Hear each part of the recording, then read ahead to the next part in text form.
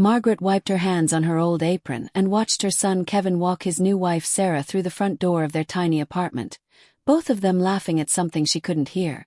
What they didn't know was that the woman they'd just spent 20 minutes lecturing about living within her means had $95 million sitting in 7 different banks across the country.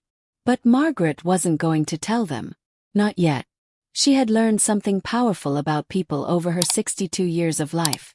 Money changes everything. Changes how people look at you, how they talk to you, and most importantly, how they treat you. So when Kevin announced his engagement to Sarah 6 months ago, Margaret made a choice that would either destroy their family or save it. She would keep her fortune secret. She would live like the poor widow everyone believed her to be. And she would watch. She would see who treated her with love and respect when they thought she had nothing to give them. The results so far had been heartbreaking. "Mom, we need to talk," Kevin said, sitting down at her tiny kitchen table. Sarah stood behind him, her arms crossed, looking around the small apartment like it smelled bad. "What's wrong, honey?" Margaret asked, pouring 3 cups of coffee from her old pot. "It's about the wedding expenses." Sarah jumped in before Kevin could speak. "We spent way more than we planned, and now we're struggling to pay our rent." Margaret's heart sank. Here it comes, she thought. "We were hoping." Kevin started, then stopped. He looked at his feet. "We were hoping maybe you could help us out. Just until we get back on our feet." "How much do you need?" Margaret asked quietly. $5,000, Sarah said quickly. "Just 5,000. You could take out a loan or something. We know you don't have much, but—" "I don't have $5,000, Margaret said. It was true. Her checking account had exactly $237 in it. The $95 million was in investment accounts and trust funds that she'd spent years hiding from everyone. Sarah's face changed. The fake smile disappeared, replaced by something cold and hard. "Well, that's just great," Sarah muttered. "Kevin told me his mom would help us." "I never promised she would give us money," Kevin said, but his voice was weak. "Your mother lives in this tiny place, shops at thrift stores, and clips coupons like she's broke. But she can't help her own son when he needs her." Sarah's voice got louder with each word. Margaret felt something break inside her chest. She had raised Kevin by herself after his father died when he was 8. She had worked 3 jobs to put him through college. She had given him everything she could. Everything except money he didn't know she had. "Sarah, please," Kevin said. "No, Kevin. I'm tired of this. Look at this place." Sarah waved her hands around the small kitchen. "The furniture is falling apart. The paint is peeling. Your mother is being selfish. She could get a loan. She could sell something. But she won't even try to help us." Margaret stood up slowly. "I think you should leave now." "Fine," Sarah said. "Come on, Kevin. We'll figure this out ourselves. Since family obviously doesn't mean anything here." Kevin looked torn between his mother and his wife. For a moment, Margaret hoped he would choose her side. Instead, he stood up and followed Sarah to the door. "I'm sorry, Mom," he said without looking at her. They left. Margaret sat alone in her kitchen, listening to the silence, and wondered if she was making a terrible mistake. The next few months were the loneliest of Margaret's life. Kevin barely called. When he did, the conversations were short and awkward. Sarah never spoke to her at all. Margaret heard from Kevin's cousin that they were struggling with money, but she forced herself to stay quiet.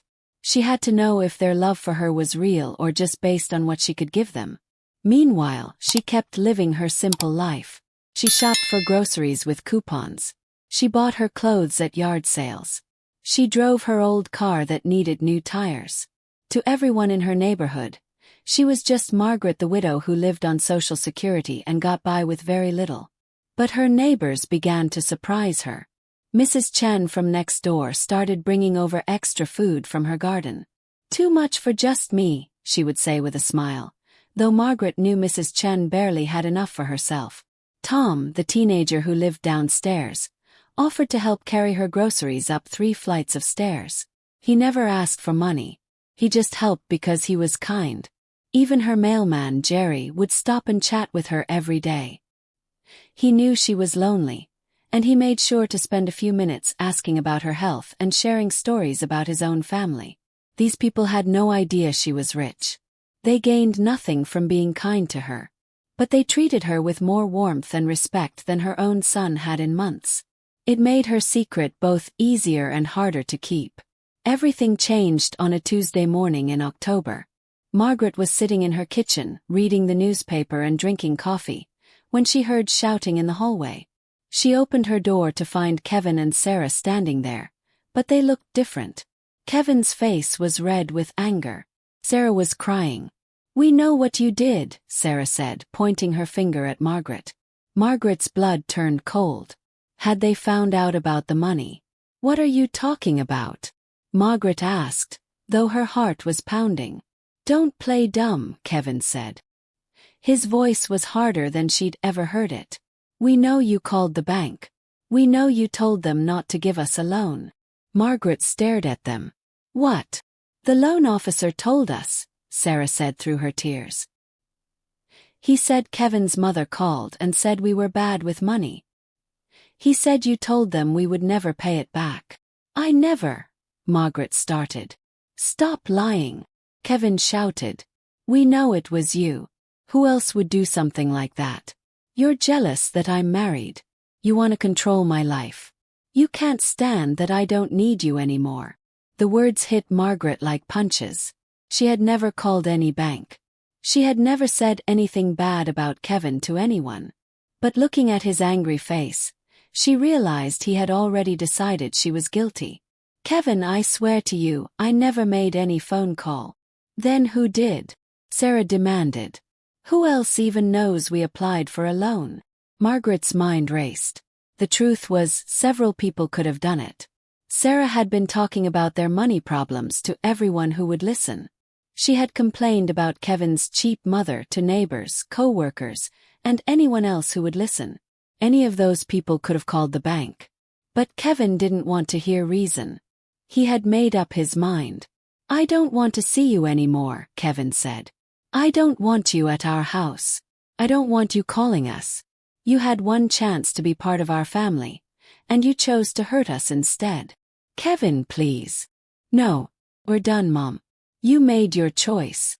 They turned and walked away, leaving Margaret standing in her doorway, shaking. That night, Margaret sat in her small living room and made a decision. She pulled out her phone and called her lawyer. "Richard, it's Margaret. I want to set up a trust fund." "Another one?" Richard asked. Margaret had been setting up trusts and foundations for years, giving away millions of dollars to charities and causes she cared about. "This one is different. I want to create a fund for people who have shown me kindness without expecting anything in return. My neighbors. The people in my community who have been good to me." She told him about Mrs. Chen, who had shared her garden vegetables. About Tom, who helped with groceries. About Jerry, who took time to chat with her every day. About dozens of other people who had treated her with respect and kindness simply because she was a human being who deserved it. "I want to give each of them $50,000, Margaret said. Richard was quiet for a moment. "That's very generous. What about Kevin?" Margaret's heart ached. "Kevin has made his choice. He believes I'm the kind of person who would hurt him on purpose. He's chosen to believe the worst about me without even asking for my side of the story." "Are you sure about this?"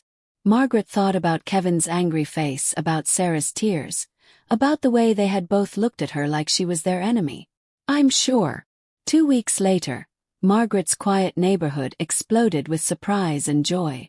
Mrs. Chen cried when she opened the check. Tom stared at his for 5 full minutes before calling his mother. Jerry hugged Margaret so hard he almost knocked her over. Word spread quickly through the small community. Margaret had given away over $2 million to 37 different people, all neighbors and friends who had been kind to her during her loneliest months. The story made it into the local newspaper. Then it made it onto the internet. Then it made it onto the national news. Local widow gives away fortune to kind neighbors. That's how Kevin found out his mother had money. He saw the news story on his phone while he was eating lunch at work. There was his mother's picture, standing with a group of their neighbors, all of them holding oversized checks. The story explained that Margaret Thompson had inherited a significant fortune from her late husband's investments, but had chosen to live modestly and give most of her money away to charity and to people who had shown her kindness. Kevin's hands shook as he read. His mother was rich. She had been rich the whole time. She had $95 million, and she had let him and Sarah struggle with bills while she watched them beg for help. He left work early and drove straight to her apartment. "You lied to me," Kevin said. He was standing in her doorway again, but this time he looked broken instead of angry. Margaret looked at her son. He was thinner than he'd been a few months ago. There were dark circles under his eyes. Sarah wasn't with him. "I never lied to you," Margaret said quietly. "You have millions of dollars. You watched us struggle. You watched us fight about money. You let our marriage fall apart, and you had the power to help us the whole time." "I had money in the bank," Margaret said. "I never had the power to save your marriage. Money doesn't fix the kind of problems you and Sarah have." Kevin's face crumpled. "We're getting divorced." Margaret's heart broke for him, but she wasn't surprised. She had watched Sarah's true nature come out over the past few months. The young woman was only interested in what other people could give her. "I'm sorry," Margaret said, and she meant it. "Why didn't you tell me?" Kevin asked. "Why did you let me think you were poor?" Margaret stepped aside and let him into the apartment. They sat at the same kitchen table where he had asked her for money months ago. "Because I needed to know if you loved me for who I am, or for what I could give you," Margaret said. Kevin was quiet for a long time. When he finally spoke, his voice was small. "I failed, didn't I?" Margaret reached across the table and took his hand. "You chose to believe I was the kind of person who would hurt you on purpose. You chose to believe your wife instead of asking me for the truth. You chose to walk away from me without even trying to understand what really happened." "I was so angry," Kevin whispered. "I know. Sarah kept saying you were being selfish. She kept saying you didn't care about us. And what do you think now?" Kevin looked around the small apartment. The same apartment where his mother had lived simply and quietly while giving away millions to strangers who had shown her basic human kindness. "I think I don't know you at all," he said. Margaret pulled out a folder she had been keeping in her kitchen drawer.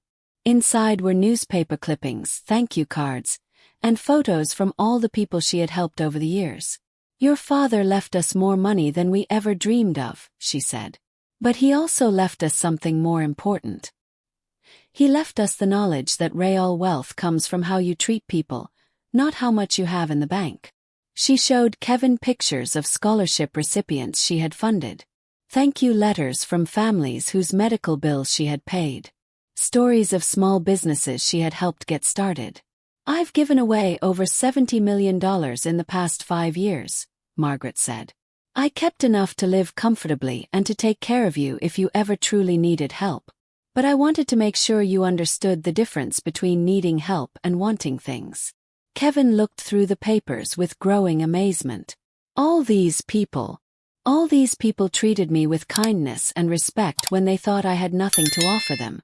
Just like Mrs. Chen, who shares her vegetables with me. Just like Tom, who helps me carry groceries. Just like Jerry, who makes sure I'm not lonely. "I don't understand," Kevin said. "Why keep it secret from me? I'm your son." Margaret took a deep breath. "Because I raised you to be better than the person you became when you thought I was poor. I raised you to be kind and loving no matter what. But the moment you thought I couldn't give you what you wanted, you turned your back on me." Kevin's eyes filled with tears. "I'm so sorry, Mom. I know you are. But sorry doesn't change what happened. Sorry doesn't change the fact that you chose to believe I was your enemy instead of trusting that I love you." They sat in silence for a few minutes.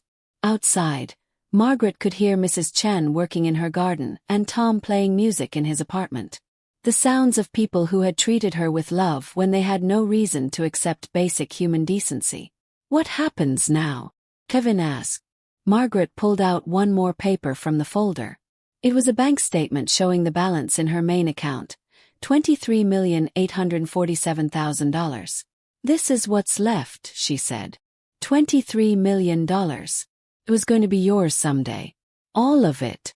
Kevin stared at the number. Was. Margaret looked at her son. The son she had loved and raised and sacrificed for. The son who had abandoned her the moment things got difficult. "I'm still deciding," she said. Kevin came back the next day. And the day after that. Each time, he sat at the kitchen table and talked to his mother like he hadn't in years. Not about money. Not about what he needed or wanted. Just talk. He told her about his job, about his friends, about his dreams for the future. He asked her about her life, about her friends in the building, about her charity work. He started helping with small things around the apartment without being asked. For the first time since his wedding, Margaret saw glimpses of the boy she had raised. The boy who had been kind and thoughtful before Sarah had filled his head with ideas about what his mother owed him. 3 months later, Sarah signed the divorce papers. Kevin moved into a small apartment across town and started over with his life. He called Margaret every day, not because he wanted something, but because he genuinely cared how she was doing. But Margaret was still watching. Still waiting to see if his changed behavior would last, or if he was just being nice because he knew about the money now. The test came 6 months later. Margaret was walking home from the grocery store when she felt a sharp pain in her chest. She dropped her bags and leaned against a building, gasping for breath. Tom found her there 20 minutes later and called an ambulance. At the hospital, the doctors said she'd had a mild heart attack. She would be fine, but she needed to rest and avoid stress. Kevin rushed to the hospital as soon as he heard. But he wasn't the only one. Mrs. Chen came with homemade soup. Tom brought flowers he'd bought with his own money. Jerry took time off work to sit with her. Dozens of neighbors and friends filled her hospital room with love and concern. And Kevin sat quietly in the corner, watching his mother surrounded by people who cared about her. When visiting hours ended and everyone else went home, Kevin stayed. "I want to tell you something," he said, pulling his chair closer to her bed.